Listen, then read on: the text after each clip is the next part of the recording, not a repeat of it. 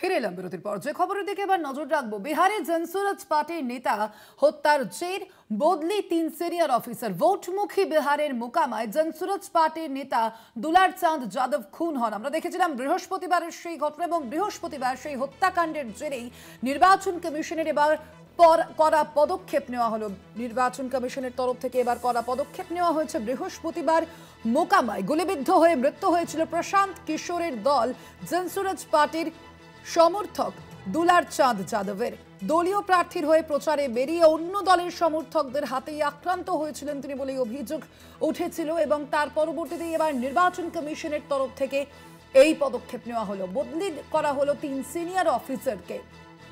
ভোটমুখী বিহারের মোকামায় জনসুরাজ পার্টির নেতা দুলার চাঁদ যাদব খুন হয়েছিলেন। আমরা দেখেছিলাম বৃহস্পতিবারের সেই ঘটনা, এবং সেই ঘটনার জেরে, সেই হত্যাকাণ্ডের জেরে এবার নির্বাচন কমিশনের কড়া পদক্ষেপ। অপসারণ করা হলো 3 আধিকারিককে। আমরা বিষয়ের বিস্তারিত জানবো। আমাদের সঙ্গে এই মুহূর্তে নিউজ রুম থেকে রয়েছেন আমাদের কলকাতা টিভির পলিটিক্যাল এডিটর আশিস চট্টোপাধ্যায়। আশিস দা, যেখানে আমরা দেখে থাকি বারংবার প্রধানমন্ত্রী নরেন্দ্র মোদী থেকে শুরু করে বিজেপির সমস্ত শীর্ষ নেতৃত্ব বিহারের যে লালু প্রসাদ এবং রাবড়ি দেবীর যে জমানা, সেখানের জঙ্গল রাজের কথা উল্লেখ করেন, কিন্তু একেবারে বিহারের যে ভোটের কিছুদিন আগে এই ধরনের ঘটনা কতটা বড় ধাক্কা? দেখো, বিহারে ভোটের বিজ্ঞপ্তি জারি হওয়ার পর থেকে প্রধানত শান্তিপূর্ণভাবেই প্রচার চলছিল। প্রচার এখন শেষের দিকে, আর দিন দুয়েক পরে প্রথম দফার ভোট। হঠাৎই মোকামার এই ঘটনায় বিহারে হিংসার যে ছবিটা, সেটা আবার চোখের সামনে উঠে এলো, এবং আমরা দেখলাম যে কিভাবে জেডিইউ, যারা শাসক দল, যে দলের নেতা হচ্ছে মুখ্যমন্ত্রী, তারা সরাসরি আরেকটি দলের একজন নেতাকে খুনের সঙ্গে জড়িয়ে গেলেন, যার ফলে শাসক দল জেডিইউর প্রার্থীকে গ্রেপ্তার করতে হলো। অর্থাৎ জেডিইউর প্রার্থী মোকামাতে, তার নাম অনন্ত সিং, তাকে গ্রেপ্তার করতে হলো। এবং যেটা এখন স্পষ্ট হচ্ছে যে প্রশাসনের সব রকম সহায়তা পেয়েই অনন্ত সিংহ ওই খুনের ব্যাপারটা সংগঠিত করেছেন। কেননা নির্বাচন কমিশন যে পদক্ষেপগুলো নিয়েছে, সেই পদক্ষেপগুলো লক্ষ্য করলেই বোঝা যাবে যে কোন স্তরের অফিসাররা এই খারাপ কাজটার সঙ্গে প্রত্যক্ষ বা পরোক্ষভাবে জড়িয়েছিলেন। Sub divisional officer, sub divisional police officer দুজন, তাদেরকে পদ থেকে অপসারিত করা হয়েছে। অন্তত একজন এসডিপিও সাসপেন্ড হতে চলেছেন। আমাদের কাছে যে খবর রয়েছে সূত্র মারফত, তাতে এসডিপিও সম্ভবত, এরা আইপিএস অফিসার, এই এসডিপিও সাসপেন্ড হতে চলেছেন। তার নাম অভিষেক সিংহ।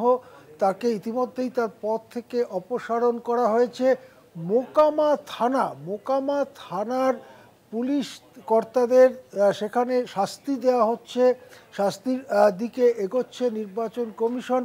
এর থেকে স্পষ্ট যে শাসক দলের নেতা অনন্ত সিংহ স্থানীয় সাব ডিভিশনাল লেভেলের সিভিল অফিসার অর্থাৎ এসডিও, এবং পুলিশ অফিসার অর্থাৎ এসডিপিও, এবং স্থানীয় থানা, এই সবটা মিলিয়ে একটা চক্রান্তের মধ্যে দিয়ে এই হত্যাকাণ্ডটি ঘটানো হয়েছে। এবং যাতে হঠাৎই বিহারের নির্বাচনী প্রচারের আবহে হিংসার একটা ঢেউ, হিংসার একটা বাতাবরণ ছড়িয়ে পড়ার আশঙ্কা রয়েছে। আমরা এই ছবিতে দেখাচ্ছি যে প্রাক্তন মুখ্যমন্ত্রী তথা লালু প্রসাদ যাদবের স্ত্রী এবং বর্তমানে আরজেডি নেতা তেজস্বী যাদব, তার মা রাবড়ি দেবী, তিনি গেছেন ওই বাড়িতে, দুলার চাঁদ যাদবের বাড়িতে। এই দুলার চাঁদের সঙ্গে একসময় আরজেডিরও ঘনিষ্ঠ সম্পর্ক ছিল। সেই দুলার চাঁদ বর্তমানে প্রশান্ত কিশোরের তৈরি করা জনসুরাজ পার্টিতে ছিলেন। তিনি খুন হয়েছেন বৃহস্পতিবার।